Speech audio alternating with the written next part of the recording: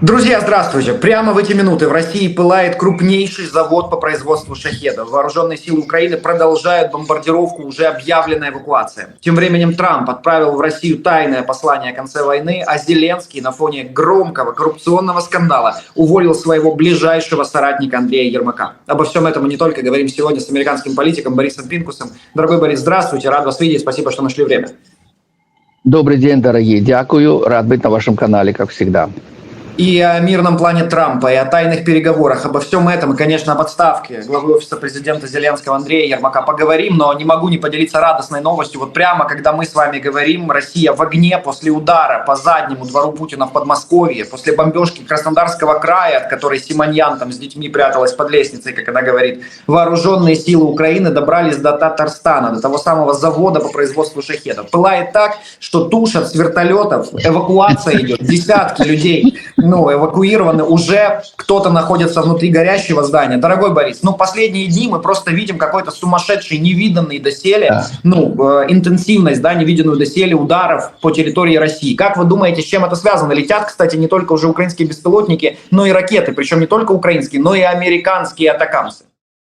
Да, тут очень многое, знаете, связано с этим. Самое главное, скажу для наших украинских слушателей, для патриотов Украины, Америка никогда не прекращала помощь Украине. Никогда.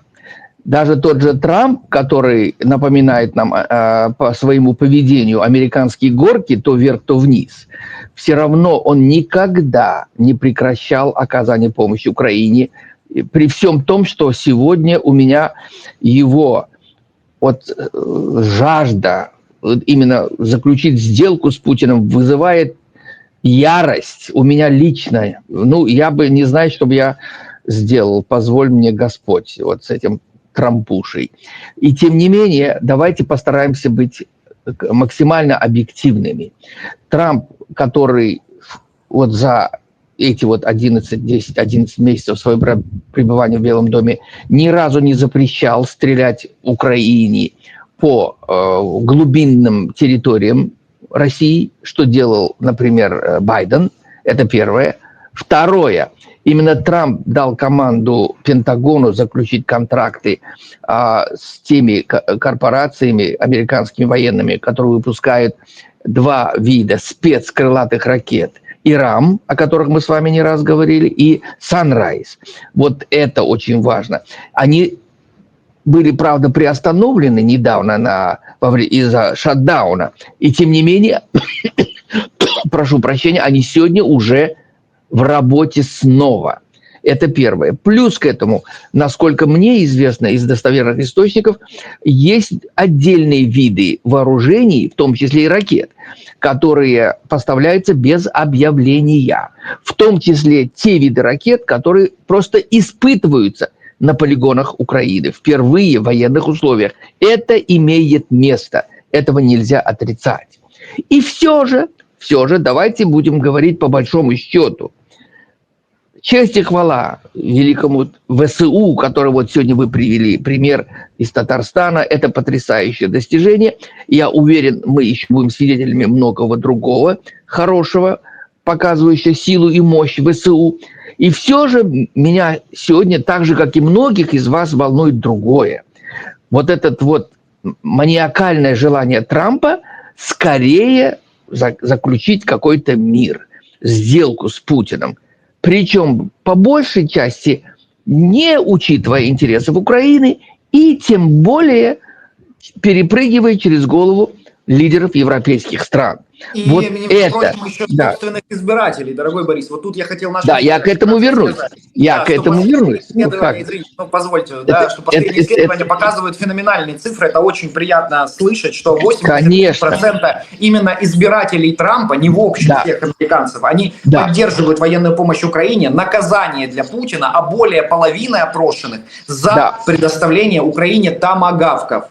Да, я хотел эти цифры привести в связи с тем, что я сказал.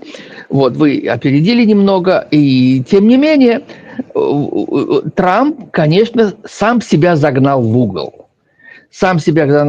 Почему, ребята, я вам буду предельно откровенным, идет борьба. вокруг Трампа самого, в его окружении. С одной стороны, вот это крайне правое радикальное крыло, возглавляемое не кем-нибудь, а Венсом, тем самым Венсом, который люто ненавидит и Украину, и Израиль, я ничуть не сомневаюсь. Тот самый Венс, который, не дай бог, если окажется на месте Трампа, Третья мировая война неизбежна, и конец Америки. Это 100%, не дай бог, чтобы такие, знаете, вот отмороженные, как Венс, окажутся в Белом доме. Вот это с одной стороны, а я вам напомню, Венс возглавляет группировку, куда входит и Стив Беннон, их идеолог, Руперт Такер Карлсон, о которых мы говорили. Там есть еще, но, слава богу, одна из отмороженных сегодня уже выпала из обоймы, некая Межа Тейлор Грин, антисемитка и антиукраинка, между прочим. Слава богу, она уже объявила, что она уходит из Конгресса с 1 января, осталось немного, но она уже, заткнув рот, сидит уже, не выпендривается. Но есть другие несколько менее известных общественностей. Одна из них есть такая Анна-Мария Луна, есть такая, Анна Полина Луна, есть такая мексиканка от наркоманов родителей во Флориде, которая, кстати, в последнем заезде вот этого Дмитриева, КГБшника, посланника Путина, она с ним встречалась. Она с ним встречалась у нас во Флориде и даже принимала подарки от этого Дмитриева в виде конфеток, шоколадных конфеток с афоризмами Путина. Вот она тоже входит в эту группу. Но еще будут расследования, я в этом не сомневаюсь. Во всяком случае, мы лоббируем, чтобы познали, кто она такая и почему именно она имеет доступ к таким представителям, одиозным представителям Путина, как вот этот самый Дмитриев, да еще с послом России она общается, между прочим. Короче, много у нас вопросов, и они рано или поздно будут рассмотрены и доложены мировой общественности 100%. Да, и вот есть другая группа, которая настоящая американская группа, она за Украину, она защищает наши ценности американские, защищая Украину. Конечно, и в нее входит Марко Рубио. Тот самый Марко Рубио, который, знаете, вот ценой неимоверных усилий сдерживает себя, не протестуя против Трампа. Он не может пока, потому что, зная просто элементарную непорядочность Трампа, который может его просто вышвырнуть на улицу и со всеми вытекающими последствиями. И он сдержан. И тем не менее, вы знаете, я скажу, что Марко Рубио прекрасно знает о настроении в нашем обществе. Вот вы привели цифры. 83% знаете, у нас республиканцев, я подчеркиваю, республиканцев, это опора Трампа. Опора Трампа, без нее он никто. Вот, за неукоснительную помощь Украине эта цифра растет, между прочим. Буквально пару недель назад там было 73%, сегодня вот более 80%. А в целом по стране 64% американцев, независимо от партийной принадлежности, за неукоснительную помощь Украине до полной ее победы. И это сегодня, ребята, сегодня у нас конец 2025 года. И остается буквально меньше года до промежуточных выборов в Конгресс, где будет решаться судьба. Я вам скажу, не менее, знаете, важные выборы, не менее важные, чем, например, президентские выборы в 2028 году. Не менее важные, ибо поменяйся ролями демократы и республиканцы, хотя бы в нижней палате, и все, Трампу импичмент будет обеспечен 100%, не будем говорить, правильно это или нет, большинство это может сделать, и тогда Трампу выкинуть они его из Белого дома не смогут, и тем не менее это очень скажется на наследии Трампа, чем Трамп маниакально болен. Он все время мечтает о том, что его наследие должно быть таковым, чтобы должны быть везде памятники, чуть не на каждой улице, каждого города, с каждой деревни. Вот это мечта Трампа.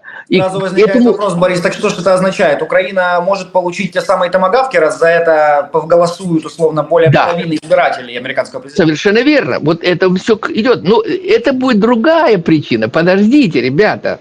Я сейчас вам расскажу, почему Трамп будет вынужден дать томагавки. Мы сейчас к этому подойдем. Теперь смотрите, я сейчас перечисляю общую атмосферу внутри нашего общества. Я вам напомню, что мало того, рейтинг Трампа самый низкий за всю историю Америки вот за это время. 36%, ребята. Это в какие рамки? Это где это слыхано? Чтобы президент такой великой страны сегодня, когда мир переживает такие катаклизмы, Ближний Восток, Украина, и когда у Трампа нет успехов, вот вы знаете, я вам прямо скажу, за рубежом, вот при всем том, что он вот восхваляет себя, там 8 мирных договоров он смог сделать, избежать 8 войн, как он говорит, и вот сейчас самое трудное украинское, и он ее тоже решит, и уже дедлайны дает, например, дал, значит, в качестве, знаете, красной линии даты он дал, например, 27-е, это вчерашнее было, число, и оно уже превзошло. Теперь Трамп, не получив желаемого результата по достижению договора между Украиной и Россией, уже он говорит, нет границ, нет временных границ, значит, когда это достигнуто будет, тогда мы и примем. Вы посмотрите, какая, знаете, некомпетентность, знаете, признание собственной неспособности здраво мыслить, соизмерять свои возможности и, соответственно, планировать свои возможности. Ибо, вы знаете, ты не можешь начинать войну, не зная, как ты ее будешь вести. У него принцип один: давай начнем, а там посмотрим. Вот этот принцип приводит к полнейшему провалу.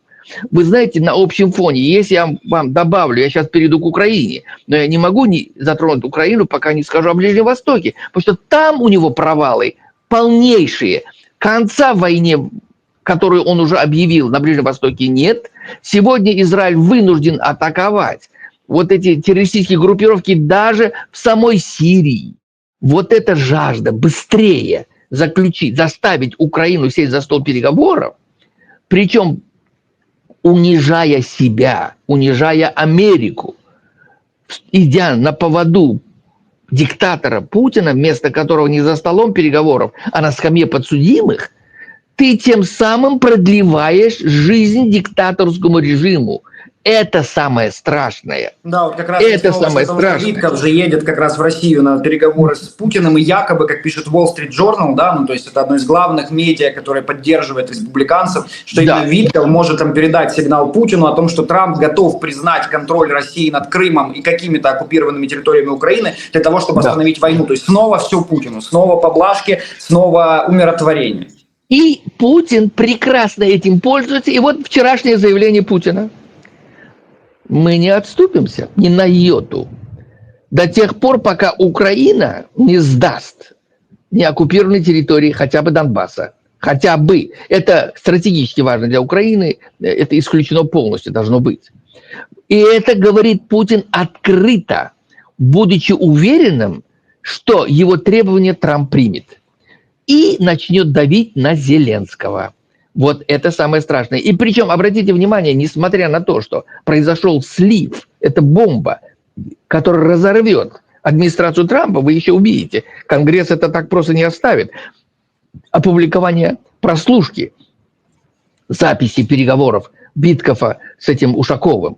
Вы что думаете, когда он наускивает Ушакова, как надо вести переговоры с Трампом, чтобы замаслить его, чтобы достичь желаемого. То есть это он дает стратегическую дорогу. Можно трактовать как государственную измену. На самом деле. Абсолютно, абсолютно. Это настоящий Витков гейт. Это должно, и оно будет раскручено самими республиканцами, запомните это. Это так просто незамеченно не пройдет. Абсолютно.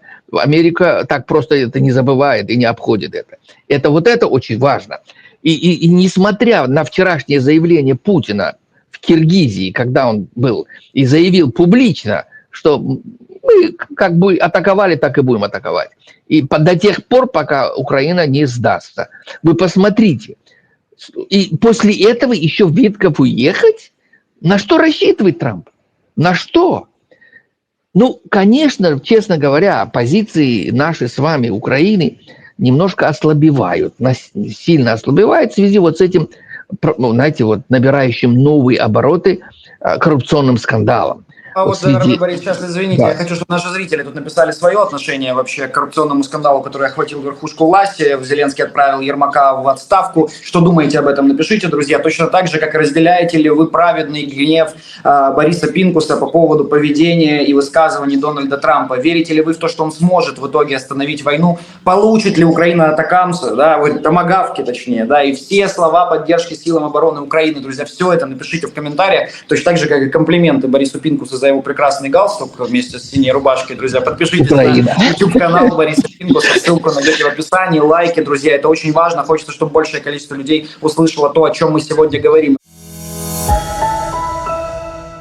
А вы знаете, что самый лучший подарок – это книга. Вот такая. И вот такая. И вот такая. И еще много-много разных моих книг с дарственной надписью. Все их можно приобрести в фирменном магазине моего мерча Гордон Шоп. А еще там можно приобрести и вот такой кофе, и вот такую подушку, и еще много-много чего. Благодаря вам, покупатели фирменного магазина моего мерча Гордон Шоп, я уже отправил нашим бойцам на передовую 250 дронов. Давайте отправим еще. Приходите в интернет-магазин Гордон Шоп. Помогаем фронту.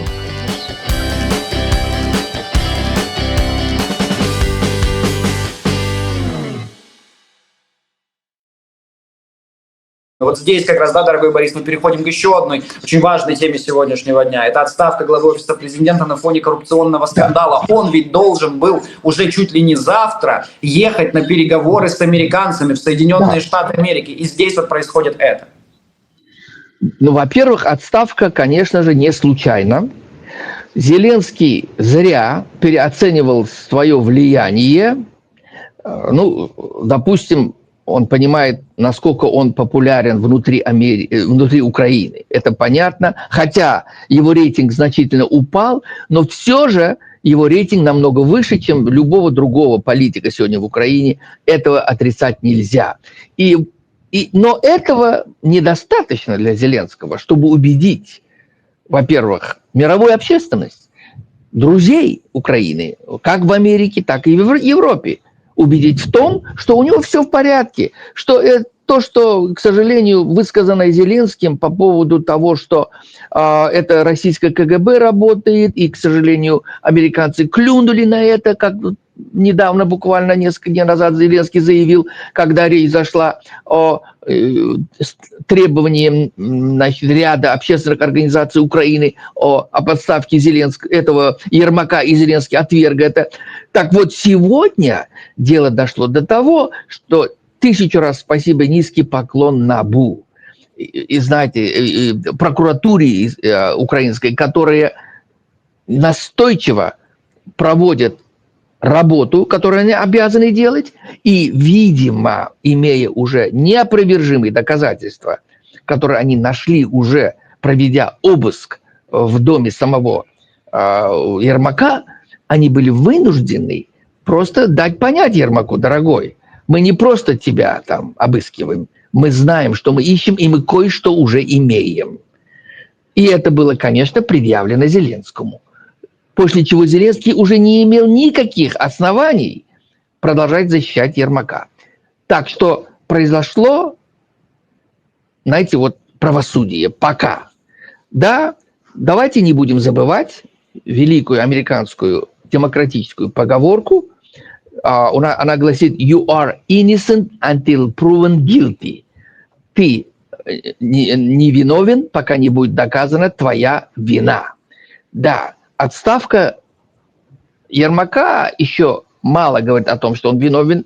И тем не менее, я не думаю, что НАБУ может вот так вот взять на себя ответственность, поверхностно подойти к этому. Вы знаете, я воодушевлен, я 1000 раз говорю спасибо великому украинскому народу, который сегодня, как никогда, находясь в тяжелейших условиях, когда предают даже союзники в лице Европы и Америки, в самые тяжелые времена, когда Европа, вот смотрите, путинский режим знает, чего он хочет, то есть порабощение всей Украины.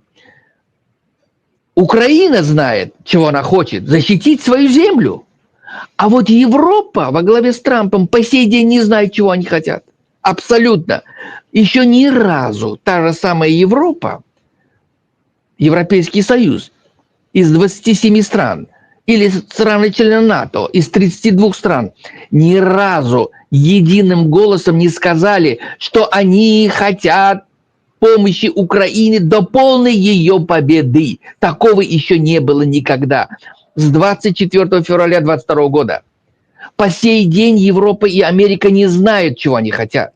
Нет главной цели, которая должна быть одна – помочь Украине вернуть оккупированные территории всего лишь навсего. Границы 91 года. Вот этого нет, никогда не сказано никем по сей день. В этом вся беда. Так вот сегодня, когда Украина оказалась перед, знаете, на пороге тяжелейшей зимы, когда Путин, вдохновленный вот этой уступчивостью, знаете, я бы даже сказал, с трусостью Трампа, опять, когда Трамп начинает вновь заигрывать с Путиным, и даже вспоминая, я хочу вам напомнить, буквально 4-5 дней назад он вспомнил позорные свои слова, которые он произнес 28 февраля в овальном кабинете, упрекая Зеленского, что у него нет козырей, что нечем ему похвастаться. И вот он позавчера, буквально 2-3 дня назад, опять вдруг это вспомнил. Позорно. Вы понимаете как? И на этом фоне Путин получает допинг от поведения Трампа, воодушевленный. Он начинает усиленно всеми доступными силами атаковать Украину, где только можно. Киев, Одесса, кто хотите. Главная цель – энергетические объекты, чтобы погрузить Украину в холод и в темноту. Вот в это цель сегодня Путина. Так вот, на этом фоне Трамп, есть слухи. Я еще не уверен, насколько это правдоподобно, но вероятность, видимо, правдоподобности этих слухов есть. Есть слухи о том, что Трамп специально, используя кооперацию НАБУ с FBI, нашими спецслужбами, которые работают в Украине сегодня, помогая FBI, специально сегодня, знаете, вот занимается нажимом на Зеленского изнутри, вбрасывая на поверхность те коррупционные скандалы один за другим, с тем, чтобы Зеленский сдался, чтобы Зеленский сказал: баста, я больше не могу, я принимаю любые условия Трампа, Путина. Но при всей мерзопакостности вот этой идеи, в которой очень не хочу я верить, честно говоря, потому что если такое есть, я вам гарантирую Трампу импичмент с обеих партий. Это 100%. Рано или поздно кто-то этим будет заниматься. Обязательно. Не только демократы, которых, к сожалению, пока нет. Я вам вернусь к этому вопросу. Самими республиканцами они это затеют. Самый наглядный пример. Вы посмотрите, какое число республиканцев изнутри против Трампа. Не только те, которые, вот видите ли, скоро заканчивают свою каденцию там и уходят. Один из них, например, Бейкон, большой друг Украины, из Небраски, конгрессмен, который уже объявил, что не будет переизбираться. Но если он уйдет уже 1 января, ребята, вы не представляете, что может произойти в республиканской партии. У нас сегодня преимущество над демократами всего в 3 голоса. Это отмороженное. Мэджор Тейлор Грин уже выпала. Значит, осталось 2 голоса. А если Бейкон уйдет, останется 1 голос. А если вот из оставшихся голосов, то есть останется 215, значит, 218 было, 215 останется, а их сегодня демократов 214. Так вот, при многих раскладах на голосовании я не исключаю, что минимум 1, а то и 2 республиканца не поддержат предложение, внесенное демократами, которые будут направлены, конечно же, против решений Трампа. И более того, они могут инициировать процесс импичмента еще до выборов, друзья мои, до выборов, которые будут иметь место 3 ноября 2026 года. Таким образом, еще до выборов они начнут, знаете, создавать головную боль Трампу. Еще какую? Вы представляете, еще за 2,5 года к тому времени, до окончания срока Трампа, это вы не представляете, к чему это приведет, к какому хаосу внутренней нашей элиты политической может это привести. Так вот, Трамп, я теперь перехожу к более позитивному моему, знаете, настрою, Трамп все это начинает понимать сейчас. И, пожалуйста, то, что Витков, Шмидков едет, это не обращайте на это внимания. Он как поедет, так и вернется, не солоно хлебавший. Сегодня плевать хотели у нас республиканцы на поездки Виткова после того, что сказал конгрессмен Бейкон. Он предатель, он не имеет права представлять Америку на международном уровне. Это, знаете, мы сегодня говорили просто об Ермаке и Зеленском, да, как Зеленский, несмотря на коррупционный скандал, да, и несмотря на требования там отдельных представителей гражданских, общественных организаций, там, да, вот, ну, он все равно только сейчас пришел к тому, что вот отправил Ермака в отставку. Это возникали, я понимаю, вопросы там у людей. А что Витков-то такого Трампу сделал? Ну, скандал на скандале, а он его все держит, опять в Москву отправляет. Якобы даже Витков стал тем человеком, сейчас я нашим зрителям просто расскажу, из-за которого Украина до сих пор, кстати, томагавки не получила. Именно он убедил Трампа поговорить с Путиным, прислушаться к позиции Путина. Вероятно, бы и ракеты уже были у нас.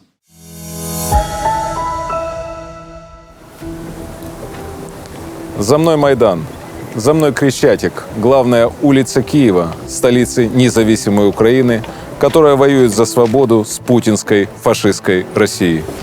Все самые свежие новости Украины и мира, а еще профессионализм, патриотизм и совесть. Телеграм-канал Дмитрий Гордон. Вы еще не с нами? Немедленно подпишитесь и будете знать все.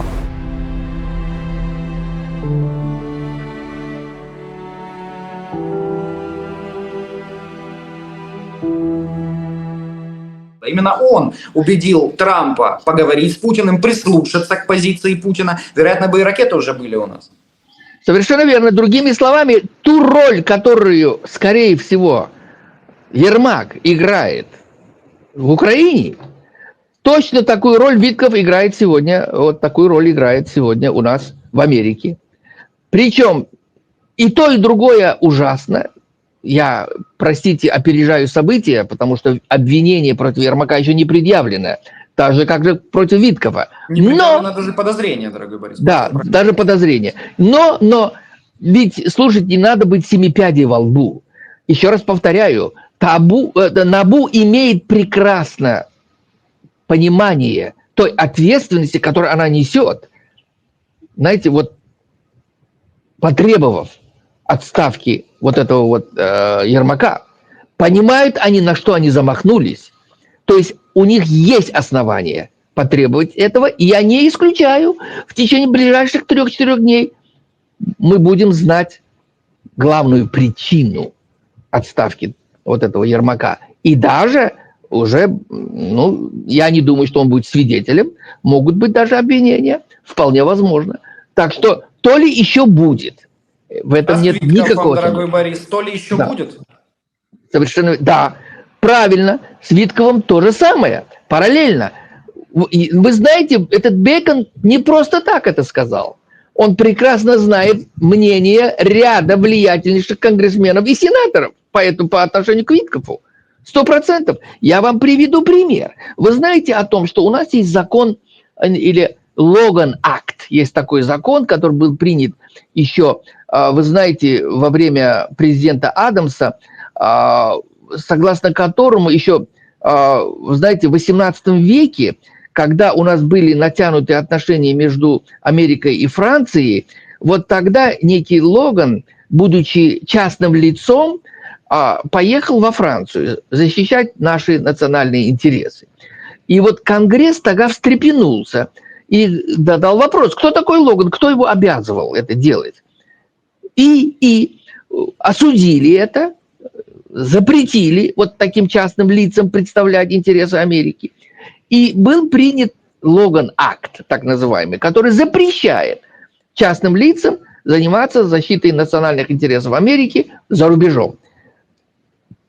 Да, но в нашем случае Логан-акт не работает. Почему? Потому что речь идет об отношениях между двумя зарубежными странами. Так отделывается Трамп. Он говорит, Америка-то здесь не участвует, мы посредники. Витков является посредником между Украиной и Россией. То есть Америка здесь не имеет никакого отношения. Но зацепка будет, у нас есть комитет этики. Зацепка будет в комитете этики в том, что Трамп топчет наши национальные интересы. Чем? Продавая чужую территорию. Он так и назвал. Идет сделка. Да, Витков делает сделку так, как, например, можно продавать дом. У нас в Манхэттене, на чем нажил миллиарды этот Витков, мы еще, мир будет знать, каким образом, обязательно. Там купля-продажа. Я тебе это, ты мне это. Сегодня вот этим занимается Витков в политике. Причем, знаете, оплевывая, унижая Америку на международном уровне, вступая в сделку с преступником, место которого я уже не раз говорил на скамье подсудимых. Причем самое страшное, что Сенат его не уполномачивал. Сенат имеет право спрашивать с Марко Рубио, потому что именно Марко Рубио проходил тест в Сенате, который уполномочил его госсекретарем. А этот, он с улицы, этот вот Витков, его не может сегодня Сенат вызвать, но имейте в виду, когда будут достоверные доказательства его преступного отношения по отношению к Америке, знаете, реальные, я не исключаю, что Конгресс останется в стороне, что-то произойдет. И тем не менее им разбираться будут обязательно. Так вот, я перехожу, вот я уже начал говорить о том, что у нас происходит сегодня. Пожалуйста, неважно, с чем вернется этот самый Витков. И плюс к этому, сегодня сам Путин поднасолил Трампу вчерашним своим заявлением, что он ни на одну йоту не собирается идти на уступки. Тогда спрашивают, зачем Витков едет? Зачем? Приносить новую информацию против Трампа? Показывать ему, как надо обрабатывать Трампа для достижения своей цели, для уничтожения не только Украины, но и Америки? Вот это очень важно. Поэтому давайте это оставим в стороне. Я хочу вернуться вот к тому, что происходит внутри нашей страны. Это общественное мнение, это Конгресс. И, конечно же, Трампу ничего не останется после полнейшего провала в недостижении сделки, а сделки не будет, запомните мои слова, я говорил и буду говорить, никакой сделки не будет. Какая бы ситуация внутри Украины ни была, пусть 1000 раз, пусть даже Зеленский уйдет, никогда, потому что, друзья мои, запомните, мы ориентированы не на личность какую-то, на украинский народ, которому нет сегодня равных.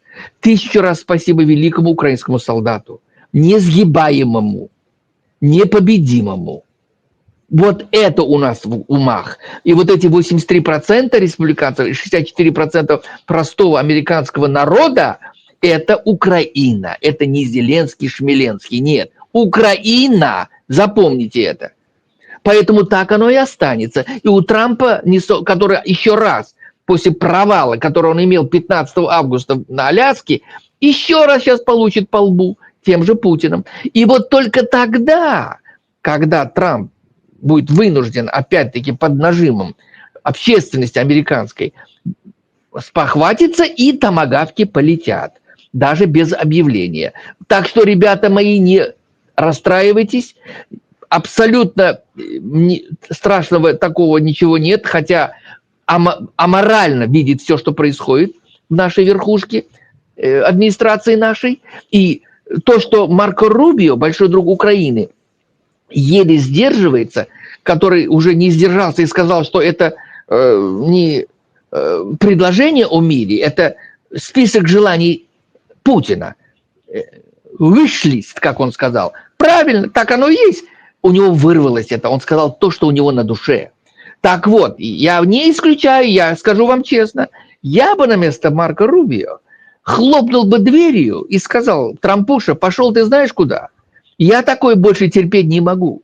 Ты антиамериканист. Я не могу быть в твоей команде. И не представляете, как бы вырос рейтинг этого Марко Рубио. У него была бы прямая дорога на Белый дом в 28 году. Даже демократы бы его поддержали. Представьте себе. Я не говорю о нашем рейгановском крыле республиканской партии. Вот это было бы здорово. Ну, до этого, видимо, далеко, а может быть, оно никогда не произойдет. И тем не менее, Марко Рубио был и остается противовесом вот той команде, которую я назвал, правых радикалов во главе с Венсом. Вот это сегодня. Сегодня дуэт Венс-Витков. Вот один дуэт, который направлен на, знаете, тем, чтобы Украина сдалась и подыграть Путину. Вот. И опять-таки, вы знаете, я не могу не сказать, почему так происходит. Вы знаете, что еще? У Трампа нет успехов в контакте с Китаем.